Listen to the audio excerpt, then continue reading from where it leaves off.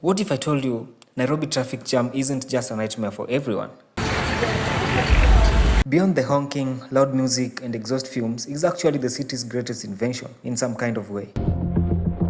This jam is an entire economy, a dating site, and a cultural festival all rolled into one, and I'm about to prove it. Traffic jam is Nairobi's biggest shopping mall. No shop, no rent, no license, no marketing budget, just you, your goods, and your dusty legs roaming the streets. Customers are literally trapped in their cars. In one traffic stop, you will see a full GDP. Toys, chargers, umbrellas, sunglasses, boiled eggs, dog lashes, and my personal favorite, people selling how to get rich books without being rich themselves. Every window is a shop, every pedestrian is an entrepreneur, including those that plug things off of vehicles, and every car bonnet is, of course, a display table. 1 minute you're craving nothing, and the next minute you just bought Mahindi Choma, sunglasses, a charger, and a live goat. This is microeconomics live. Supply? That is the guy working with Mahindi Choma. Demand? You after smelling them for 20 minutes straight. Price elasticity? Well, that same Mahindi could cost 30 bob in Donholm, but somehow 50 bob in Westlands Jam. It's called location strategy, my friend. But Nairobi traffic isn't just about money. It's also about people. Spend enough hours next to a stranger and you will start bonding. Ask those people who stand in line waiting to board a bus. They can always collectively look at you very weird when you try to cut the line.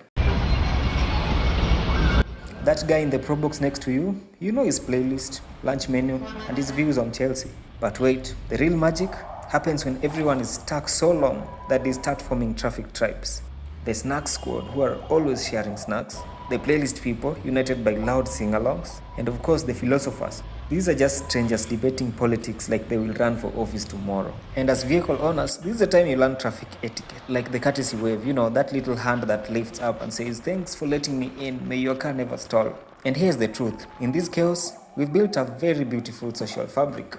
We joke together, have a good time together, and also meet beautiful side chicks together.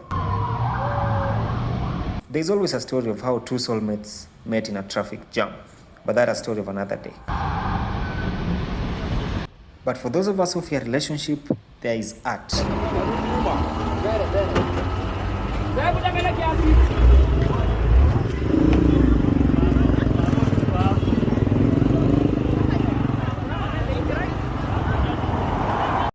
Matatus are moving nightclubs and graffiti galleries. Each one a masterpiece of color, quotes, and bass so deep your bones shake. And sitting in one of these in a jam is easily stress relieving, unless you are 100 years old.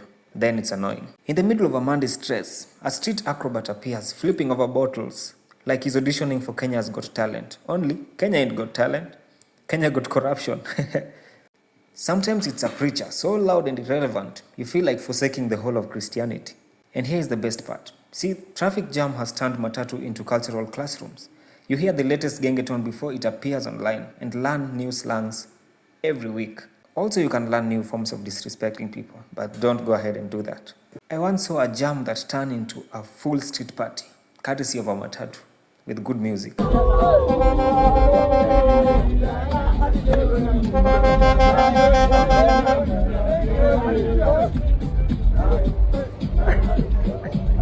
So yes, Nairobi traffic isn't just congestion. It's a business school, a friendship hub, and a cultural festival, all at the cost of fuel and patience.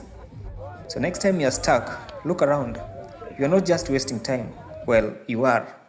But at least you're part of Kenya's biggest live show. Thank you very much for watching this video, and thank you very, very much for the support you have given me throughout. I wish to see you on the next one.